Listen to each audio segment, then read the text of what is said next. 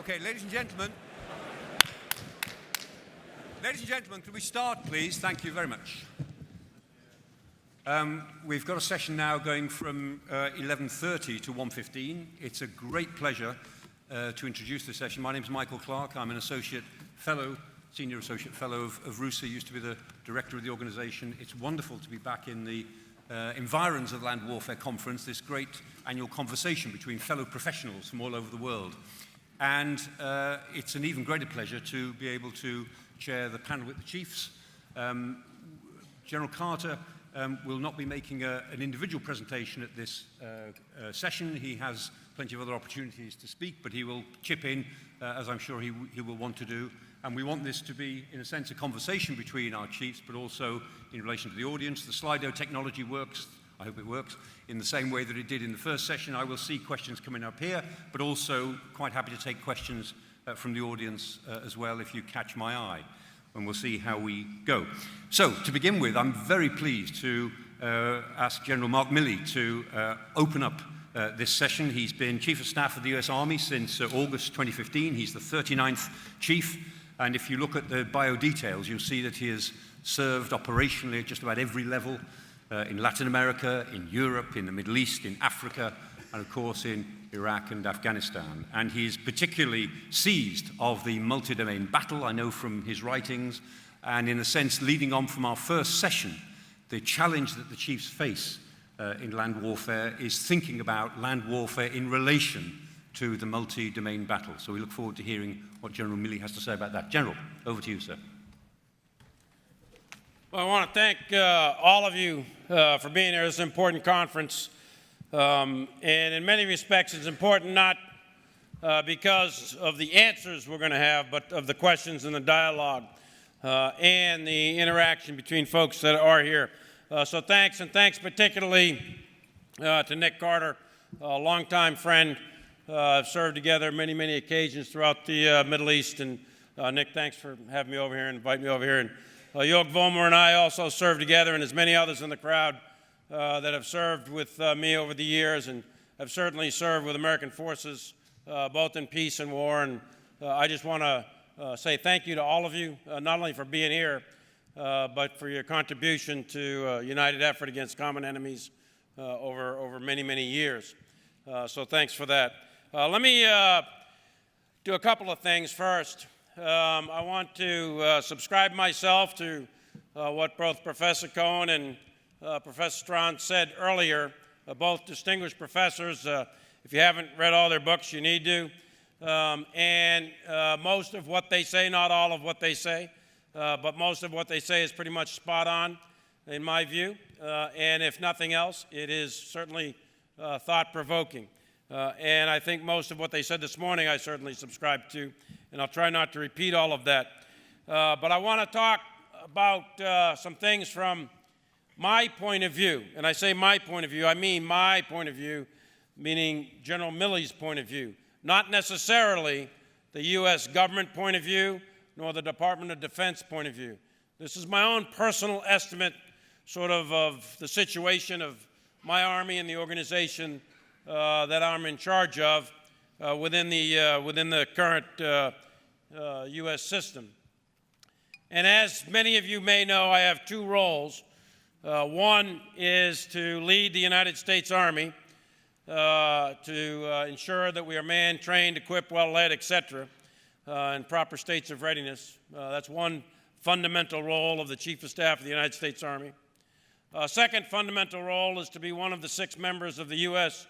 Joint Chiefs of Staff, which provides best military advice to the President of the United States, the Secretary of Defense, and the United States Congress. So both roles are equally important, and I will talk mostly from a perspective of the first role, and I'll be happy to answer any questions in the second role, but you should not expect too many answers from that.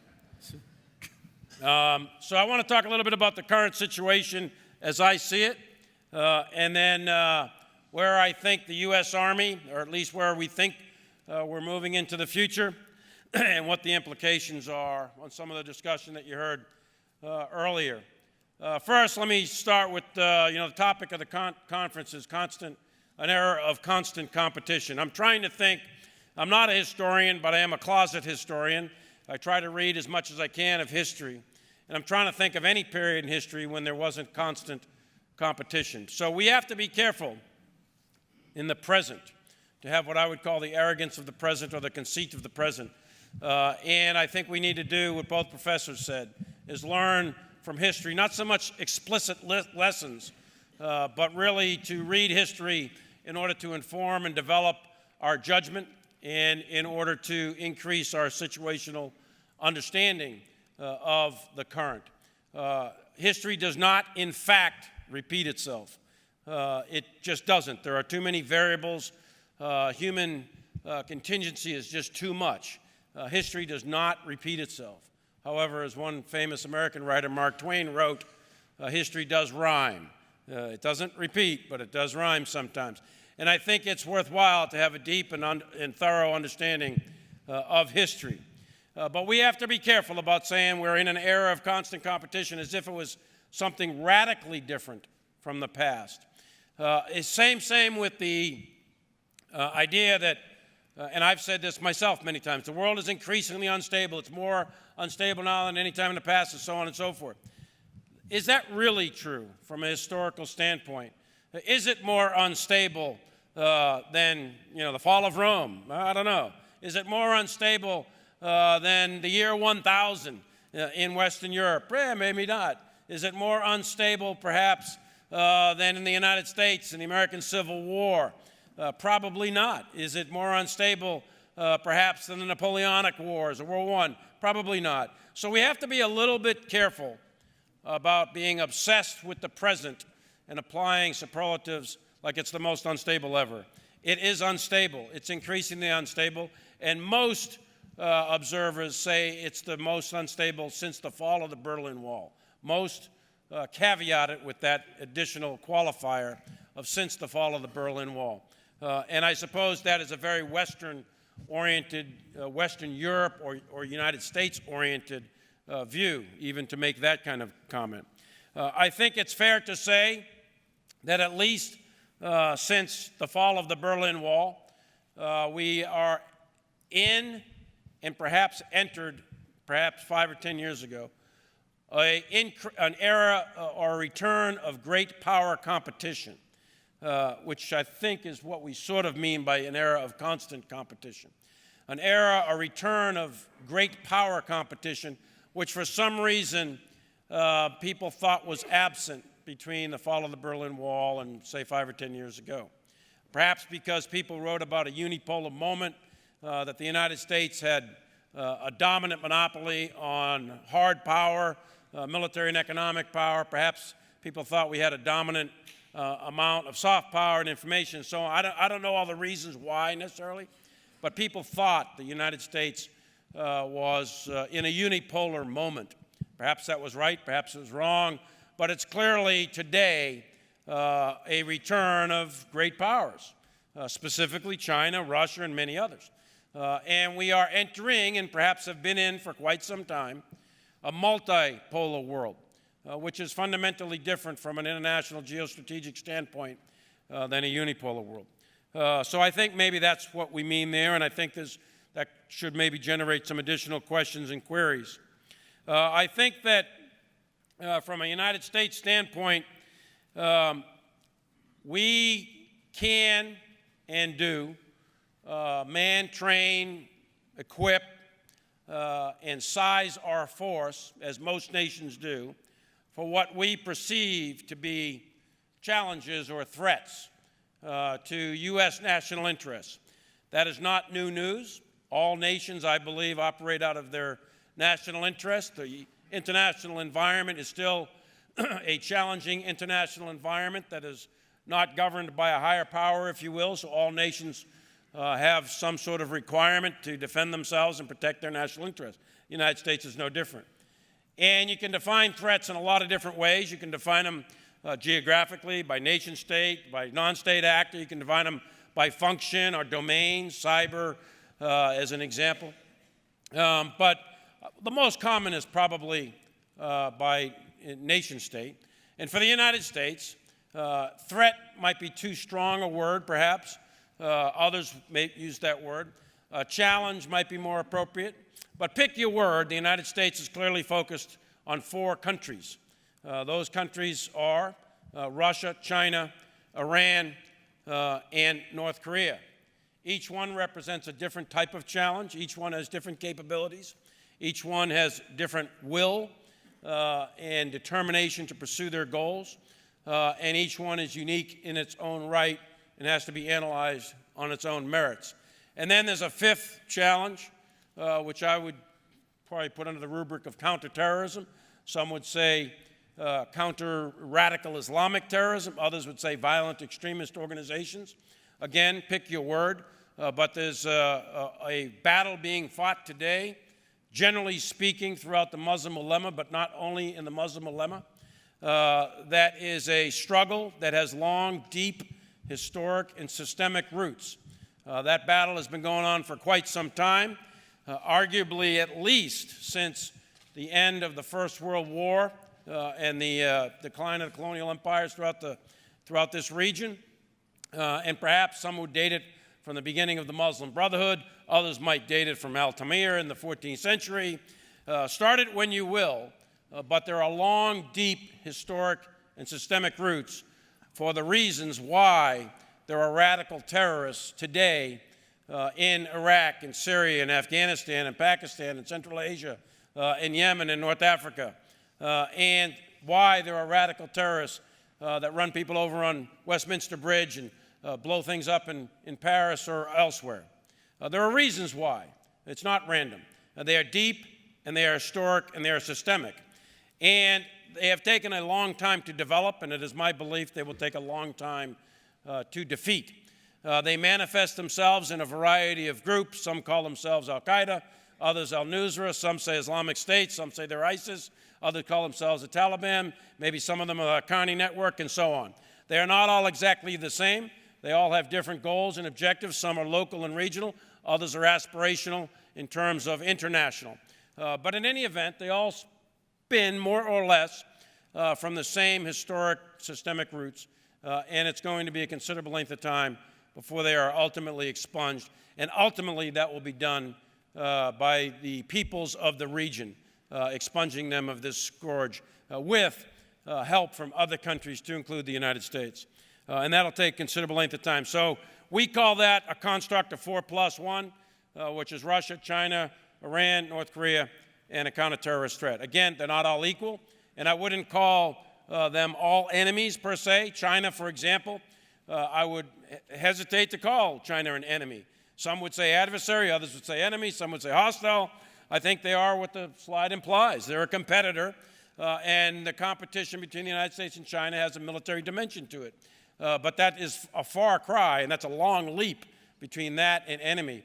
I've heard talk, and I've read many studies and books talking about the inevitability of war between the United States and China.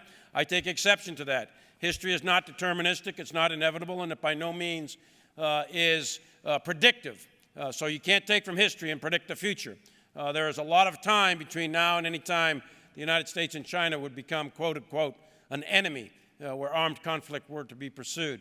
There's a lot of commonality, areas of common interest that need to be worked out in that respect. But that is a construct, though, that we use, that I use within the United States Army. A couple of other comments about current situation. First is I think that in terms of, and I'm not an economist by a long shot, but most of the studies I've read clearly indicate that we are in the midst of the largest economic shift in power in probably something like 5 centuries, with the shift from a North Atlantic-based global economy to a North Pacific-based global economy, which we began really with the reforms in China, starting around 1979 with Deng Xiaoping, and that has given rise over run of somewhere between 9 and 10% growth, and it's slowed down to 7%, which is still considerable, for a country as large as China. That has continued steadily for well over 30 years, and historically, it takes about a century or so for that shift to be complete. So at least in my estimation, we're probably in the first 3 to 4 decades of that massive shift in economic power, which will fundamentally change the nature of the international geopolitical environment.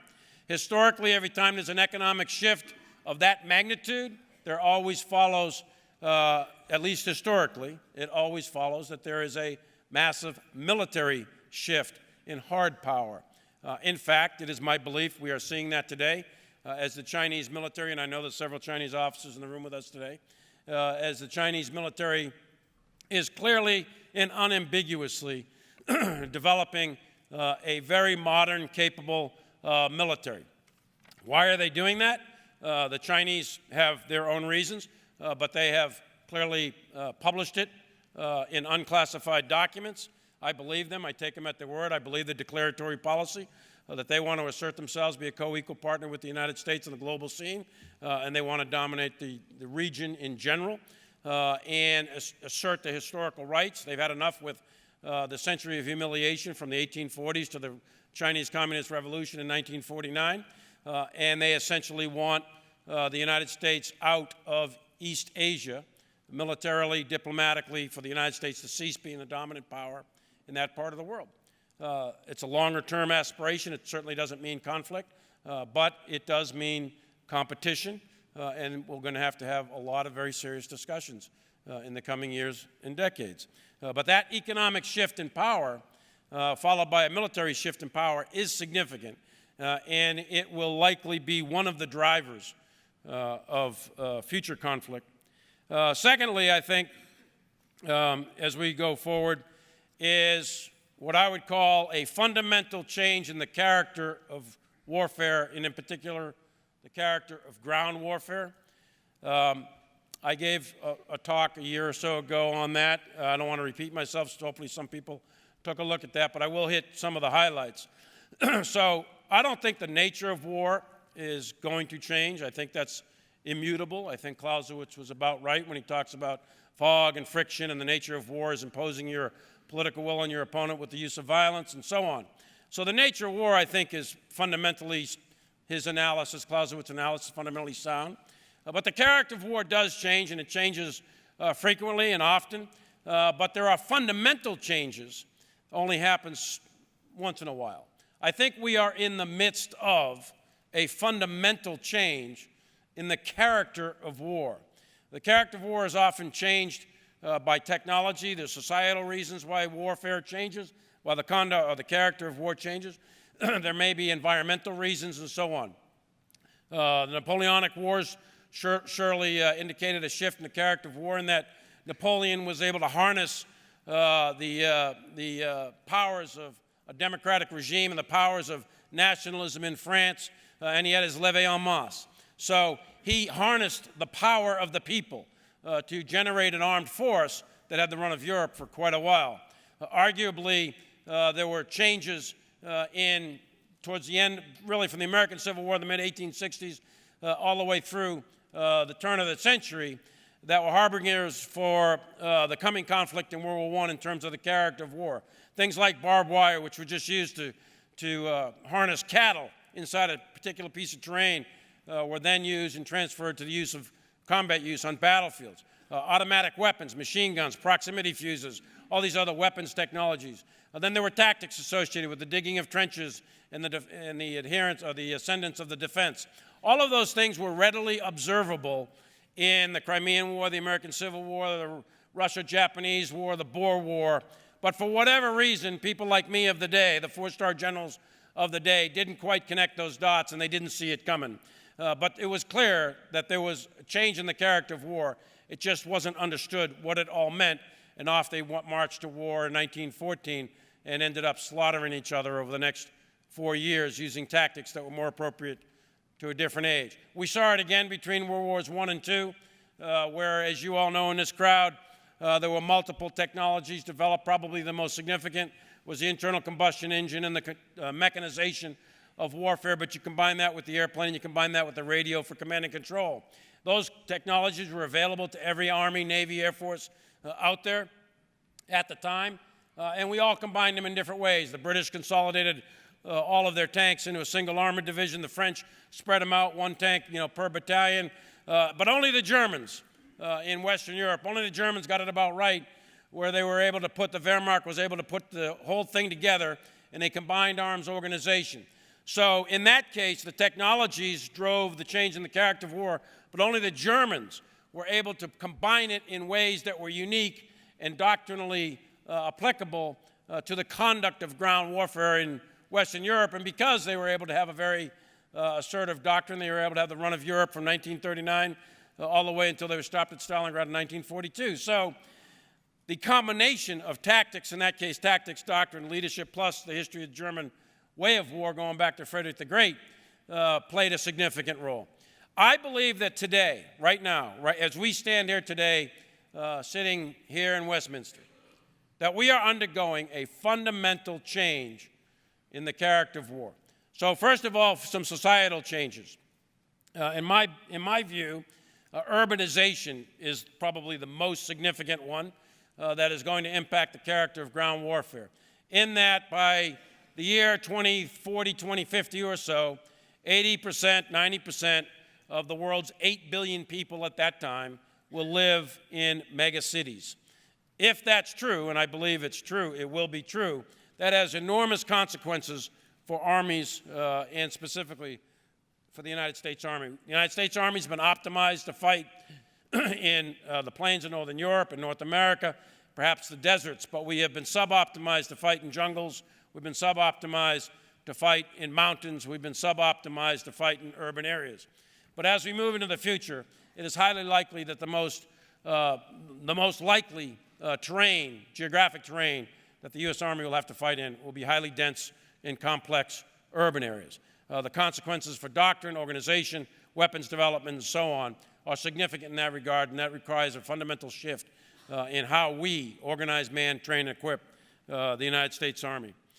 Secondly, I think that, or another one I think is, in addition to the demographic piece of it and the urbanization, is the fact that we are, in fact, in the information age. And it's the speed, it's both the speed of information, but the ubiquitous nature of information. Today in this room, there's multiple electronic devices looking at us. There's cameras here, there's cameras there. All kinds of people have cell phones. Every one of those is sending out an electronic signal that emits to some receptor or receiver or reconnaissance device that could be used to pick it up. In addition to that, every one of those is a ISR device that could transmit specific information, and no doubt actually is right now as I speak, back to intelligence services for analysis and use in some reason for good or evil. And in addition to that, what it really means to us as militaries is that we have entered an age where large formations of military forces can be seen, period. The probability of massing large formations unseen is not high, especially against any kind of sophisticated enemy. And then I think it was Elliot Cohen who talked about precision munitions, which started really at the end of the Vietnam War. And today, we have a ubiquitous nature of precision munitions, and they're available to almost any country who has the money who wants to buy them. So right now, today, proliferating throughout the world are precision munitions, which are highly lethal, highly accurate, and can be fired at long range. If you combine the two things, you can see, you can hit, then it stands to reason that the battlefield of tomorrow is likely to be far more lethal than battlefields of the past, especially if that battlefield is between nation states as opposed to non-state actors. If the battlefield is between countries that have precision munitions and reasonably sophisticated ISR devices, that battlefield will be highly lethal. Combine that with the complexity of urban terrain, and I think just those factors alone will change the very character of warfare, especially warfare on the ground. Throw a few more at you. The change of kinetics. For 500 years, we've been relying on gunpowder to throw projectiles through the sky and shoot each other. That may be changing. We don't fully know yet, but you've got all kinds of non-kinetic capabilities out there, railguns, laser, and so on, that are all being worked on by a variety of countries. You've got artificial intelligence, which is an incredibly powerful technology that is rapidly being developed by many countries. Robotics, 3D printing, and so on. So the bottom line is we have a convergence in time and space, and I just rattled off 4 or 5 or 6 technologies, but there's literally dozens of technologies out there that are converging in time and space that are going to have military application, that are going to change the very nature or the very character of ground warfare. Not the nature, but the character of ground warfare. So what does that mean then to the United States Army? It means we have to change probably our organization as battlefields become more lethal, the inability to mass large formations. We're probably going to have smaller units of actions. We're going to have to increase the ability to decentralize command and control. We're probably going to have to move much more frequently than in the past. Probably not going to be able to be stable or in a single location for more than 2 or 3, 4 hours. The consequences of that on the human dimension of warfare and the ability to stay awake and endurance is obvious if you have to move every 2 or 3 hours in order just to survive. The probability is that U.S. Army forces will be under threat from enemy air attack of some kind, either rocket, missile, fixed or rotary wing. We've had the luxury of 7 decades of uncontested air. That day is probably over. In the electronic magnetic spectrum, we have had the luxury, we the U.S. Army have had the luxury of more or less an uncontested electronic magnetic spectrum in terms of our positioning, navigation, and timing against any kind of sophisticated nation state. That capability or that uncontested space will now become very contested, which has second and third order implications for us to lose communications, to lose positioning, to lose our GPS and so on. All of those are real. Our logistics and lines of communication are unlikely to be secure 100% of the time. And in addition to that, because of the location of the United States as a global power, one of the things that we bring to the fight is the ability to project forces globally. Those major lines of communication, strategic lines of communications, if you will, are likely to be contested. And then finally, I would leave you with 4 myths. The first myth I would tell you is the myth that wars can be won from afar with standoff precision munitions. I believe that to be an utter myth. At the end of the day, precision or otherwise, it's a bomb. And standoff bombs have not done well to bring decision in war throughout history. Again, history is not a predictor, but it does rhyme. And the probability of winning and bringing decision, political decision, in the national interest from afar is unlikely in my view. There are others who have different views, and those are also strongly argued. But I think that history proves that out. My father landed in 1945 on Iwo Jima. That island, as a young Marine in the 4th Marine Division, fighting against the Japanese. The Japanese were a very committed military force. There were 22,000 or so Japanese on that island, and we, the United States, rolled up about 400 ships in the pre-assault fire around that single island, which was 2 miles by 4 miles, 8 square miles of volcanic land with no trees on it, no cover whatsoever. 400 ships. The United States Navy today has 280 ships. So imagine one fleet of mini fleets in World War II. 400 ships roll up at D-96, 4 days prior to H-hour and hitting the beach. Before that, 6 weeks before that, U.S. Army Air Forces and U.S. Naval Air Forces did around-the-clock bombing 24/7. No 8 square miles of the Earth's surface have ever come under as much bombing as the 8 square miles of the island of Iwo Jima. 22,000 Japanese on that island. 70,000 United States Marines hit that beach. 7,000 of them were dead in 19 days. 34,000 were wounded. AAR reports indicate that of the 22,000 Japanese that were on that island beforehand, we think we killed in the pre-assault fires less than 200. And we took 109 prisoners off that island against an ideologically committed enemy that is willing to dig in and willing to die for their cause. There is no amount of standoff weapons that are going to destroy or defeat them that I know of. At the end of the day, people wonder why armies are important. What's the logic? What's the rationale? If war is about politics, and I believe it is, and politics are about people and people live on the Earth's surface, bombs and bullets from the sky may be the first shots fired in war, But most of the time, if you're looking for a decision, the last shot fired is coming out of an infantryman's rifle. It takes armies to bring decision one way or the other, because war is a political act, and you have to have decision to consolidate over your enemy and its population. So one myth to keep in mind as we think all the time about warfare is winning war from afar. A second myth is that wars are short. I don't know how many times I've heard that myth. It's very prominent in my own country, and it's been prominent elsewhere. Here we are on the 100th anniversary of the First World War, and I don't think any member of the leadership of Britain or Germany or France or Austria-Hungary or any of those countries, if on the 1st of June in 1914, as they're drinking latte on the west bank of the Loire River and saying life is good and they've got new communications and they're all intermarried and they're all the granddaughters of Queen Victoria, if any of them thought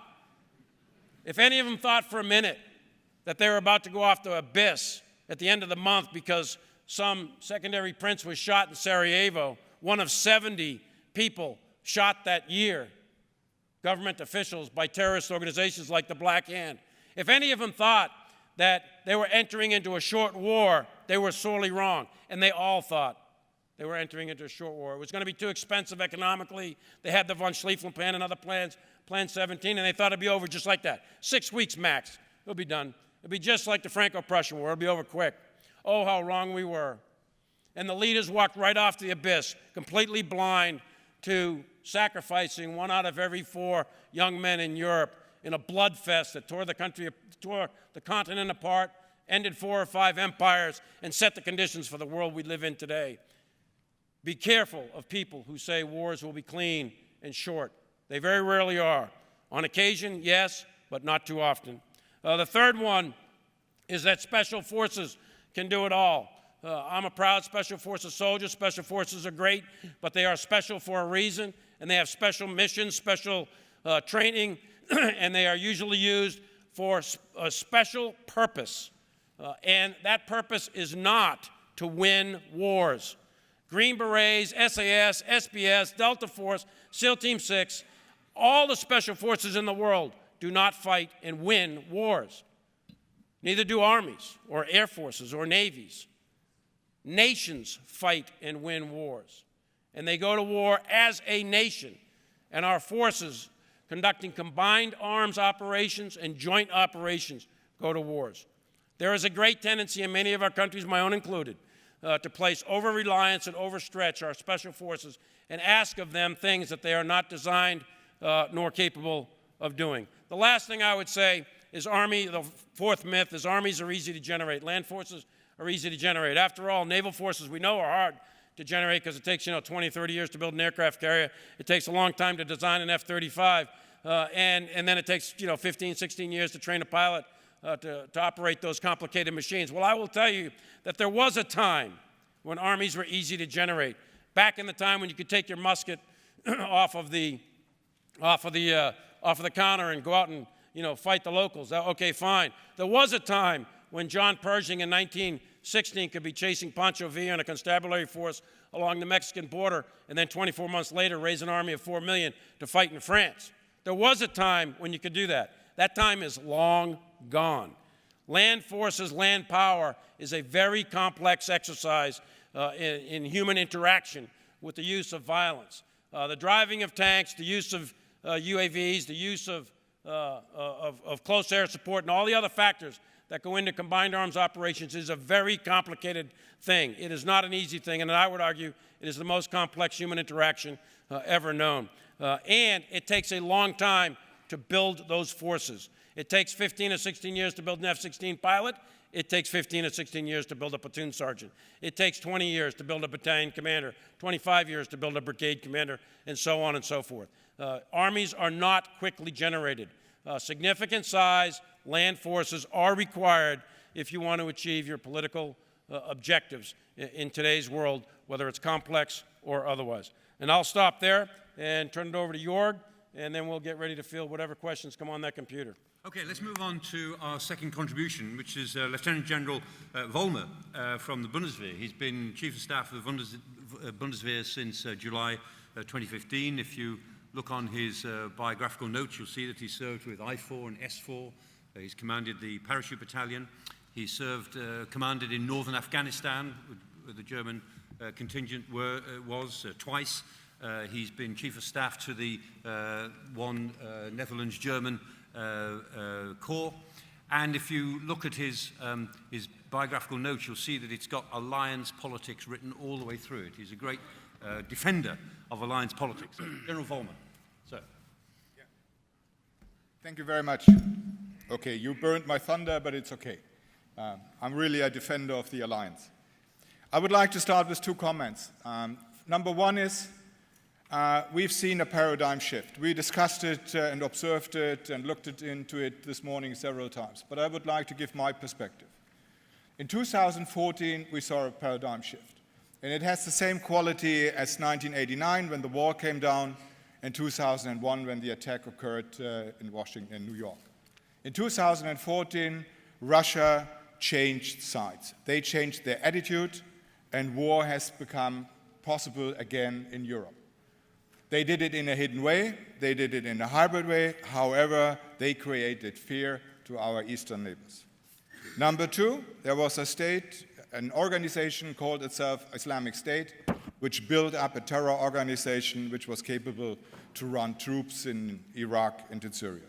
Third was in 2015, we saw the largest migration wave ever coming to Europe, with 1 million people coming to my country, to other countries as well, and since then, each year, 250,000 people in addition to that. And fourth is terror came back to Europe, starting in Paris in January 2015, and since then, never ending, and they brought with them what we haven't seen before that in Europe, the suicide as their weapon. A paradigm shift in 2014-15. Second, geography matters. Geography matters. It's different, your perception of threats where you live. And we touched this, focused this already this morning once.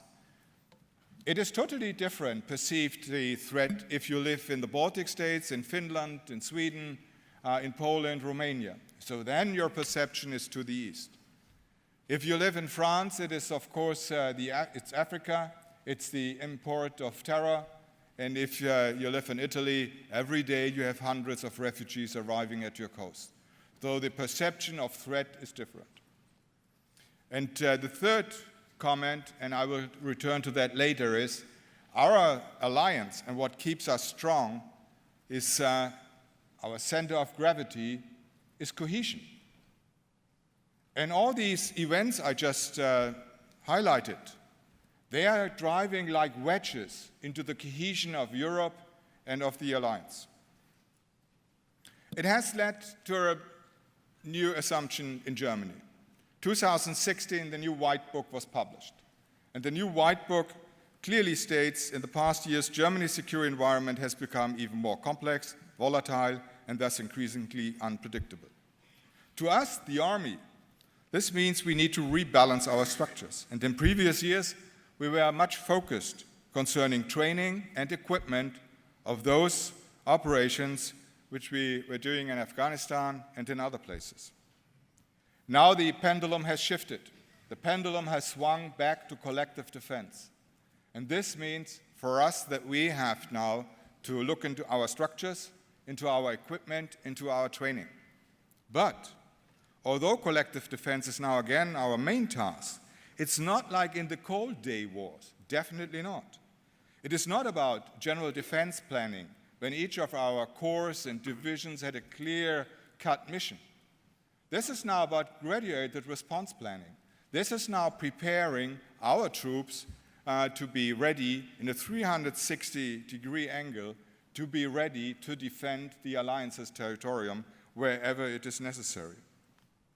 And what has also changed since the days of the Cold War, so therefore it is not going back to these days, it is the lack of mass. We will never again have the masses we once had when we had those forces available with many, many corps. For us, the German army, this means we will continue, of course, and we even increase the number of our troops in resolute support in Afghanistan. We stay with this mission. We continue with the responsibility for the North.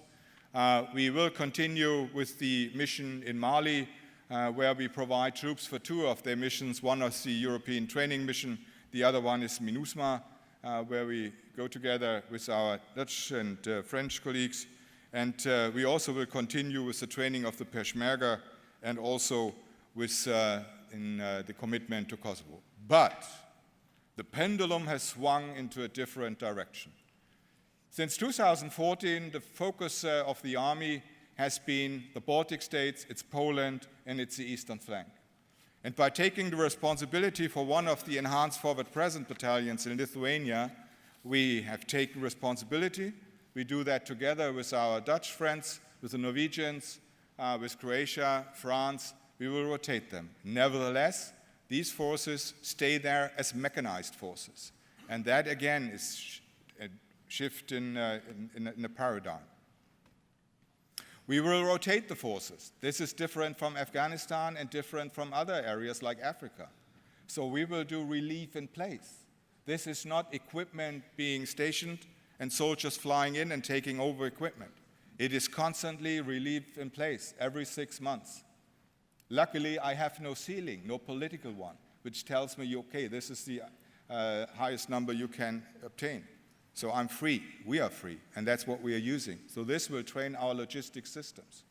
And the other goes with the VJTF, the Very High Readiness Joint Task Force, which we will provide again in 2019 and then in 2023. And you know that it is always for 3 years keeping your troops busy.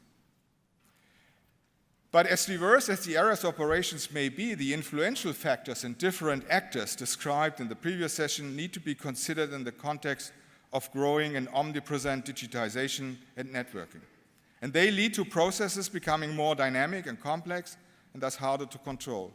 We have to face the fact the battlefield is getting more and more transparent and complex, be it in terms of improved reconnaissance, capabilities of all parties, or in terms of the almost global dissemination of information in all areas of society and thus impacting our troops. Additionally, the battlefield is becoming more lethal, even for well-protected forces, due to the combination of improved reconnaissance, faster decision and engagement cycles, all due to tactical network-enabled operations and improved effectiveness. And in this case, my example is not our forces. My example is Russian forces in Ukraine. They have the means to identify their targets, to disseminate the message, and immediately to use their artillery. Those things we've done in Afghanistan and other places, and still do by doing core exercises, division exercises, building these huge tense cities of our headquarters. Those days must be gone.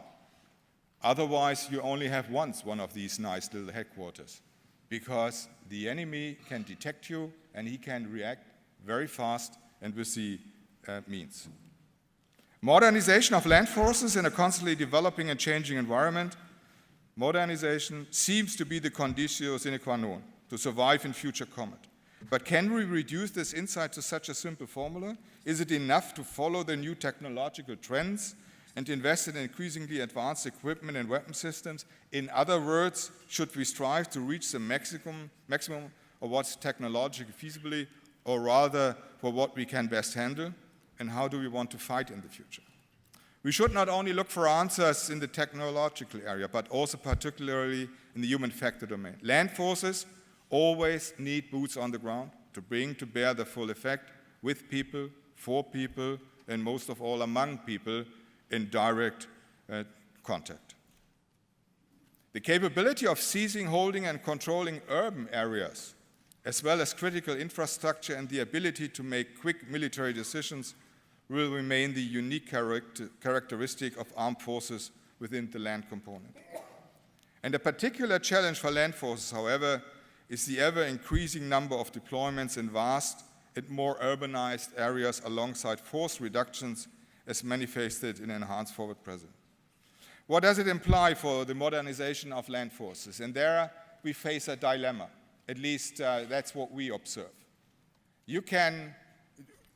What do we want to provide? The most modern, most sophisticated technology available on the market And then the question is, can human beings, can soldiers still handle it? So for whom is technology to be made? Robust weapon systems are still required, and they have to remain operational under the harshest of conditions, and most importantly, they need to be operated intuitively, even in stressful situations, under extreme pressure, and in adverse weather conditions. In view of the vulnerability of high technology systems, this also implies the necessity of system redundancy if and when important digital systems to fail. We therefore need to achieve a more dynamic command and control process so as to increase the responsiveness of our decisions in the light of new and more complex threats and possibilities. And the question is about autonomous and partly autonomous weapon systems. This also needs to be taken into the consideration. Mission command, gaining and maintaining the initiative, trust in well-trained military leaders and subordinates, and thus the possibility to delegate responsibility will remain critical keys to military success. And on the other hand, rapidly developing technology and the use of new and innovative technologies in current conflicts are an indication that advanced technology is not only available to us. And my most famous example are those UAVs, those drones you can buy at Toys R Us. And Daesh is using them. And Russia experimenting with them. And the question is, are we fast enough to develop the countermeasures? And from a German perspective, the clear answer is no, because our procurement processes are much too long, much too complicated. The problem is on the table. There is the drone we got in Mosul. And where is the mean to get this thing down? If we are in a kinetic environment, yeah, then you can shoot it down. But if you're in an environment, again, amongst people, the question is, what kind of mean do I have available to get it down? There are possibilities. They're out on the market. You can buy them. But our procurement process, and I'm pointing with the fingers to my side, at least at the moment, is not fast enough. Finally, a view into what are we doing at the moment in the German army. And our measure is always what we have committed to NATO, the Blue Book. And what we have committed to NATO is now our mission to get it fully equipped. That is the mission. And modernization has to go in parallel. Yes, we want to have the first digitized brigade in 3 years. However, the new quality at the moment is quantity. We want to have back quantity. So a battalion has X tanks and not one less, except his shot.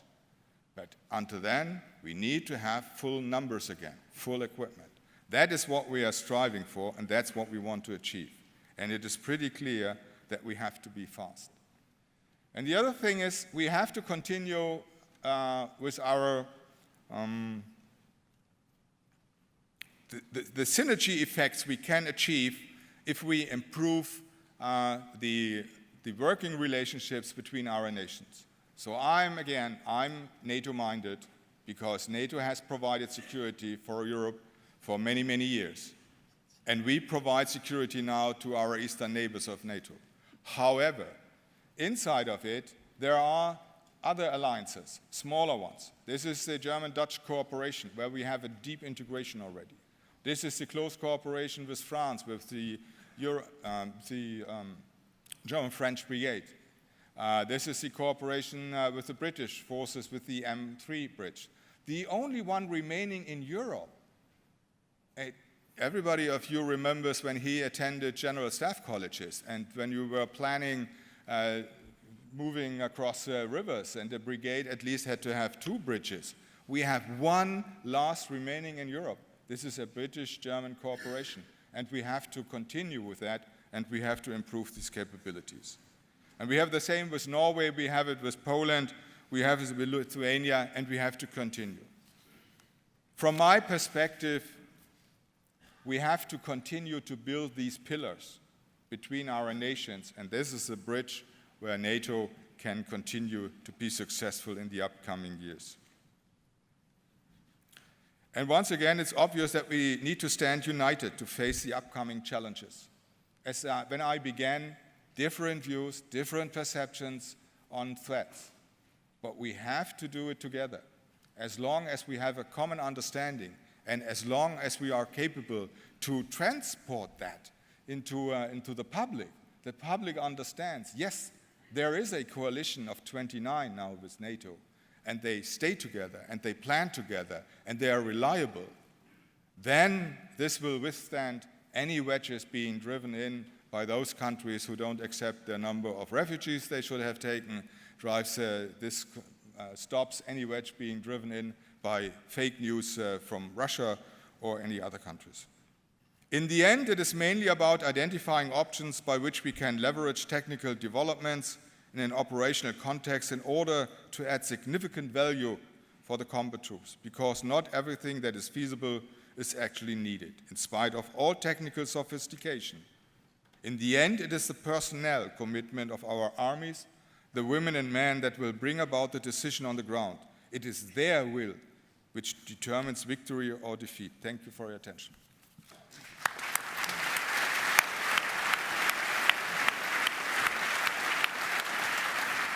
Let's move on now to a French view. We were going to have General Bosse here at this stage, but he's not able to make it. But Major General Laurent Kolodziej has agreed to stand in. Major General Kolodziej is a great friend of the UK. He's been a liaison officer to the Defence Academy. He's been in the French Embassy in London. He's been on the RCDS course. He has gone through 4 tours in the Balkans, and not least 2 years in operations in Mali. And so it's a great pleasure to welcome him here to deliver the flavour of what the French chief was going to say. So.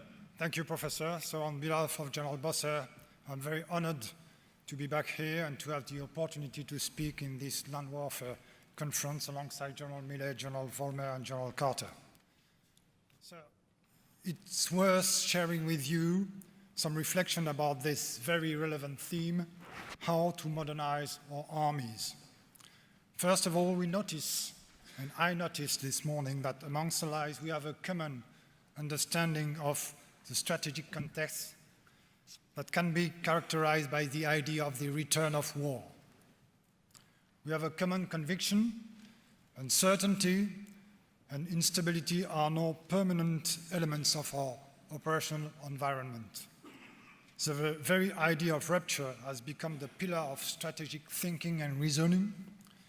Today, our thoughts are no longer based on stable elements of the international system, but based on elements of uncertainty and risk. We more or less share our analysis of the major characteristic of what we consider as the most demanding current and future engagement. We spoke about urban areas, but also coastal areas and densely populated areas. We understand the threat in the same way, even if our list of priorities might vary depending on our specific situation. We face what we would call a third generation of jihadism, that is to say, a horizontal and low-cost jihadism, which aims at targeting our populations. But this enemy is not the only one. We know that tomorrow's enemy will also be a serious opponent that we will confront, at best, on equal terms. He will manage to place us in difficult situations using asymmetrical forms of combat. This enemy will act violently and with a strong determinations, which will at least be aimed at disrupting us, but at worst at destroying us. We know that it will be difficult for us to fight our enemy alone. It's a reason why our ability to unify our efforts will remain at the very heart of our operational efficiency. The everlasting questions raised by any coalition action will continue to be present. Which share of responsibilities should we assume? How can the available forces be fairly pooled? How should we act? To whom should we entrust command? Why? And once we have won, how can we share the benefits? We draw the same conclusions about the implication of this strategic complex, which is a context which is more dangerous and more complex. And we have to modernize our armies in all possible domains and areas, capabilities, human resources, doctrine, training. So I'm not going to detail the vision about the French army modernization process. The French army has a comprehensive vision about how to adapt and strengthen the use of and efficiency of the military power. We summarize this overall vision using 3 simple verbs: organize, equip, orient. First of all, organize, using a brand new model called au contact, which means in close relationship with the real world.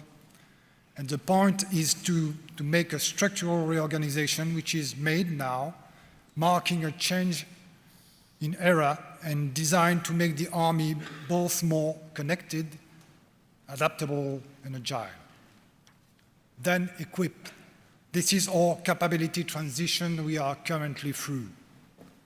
It is a comprehensive transformation with a high level of ambition and with Scorpion as its flagship program.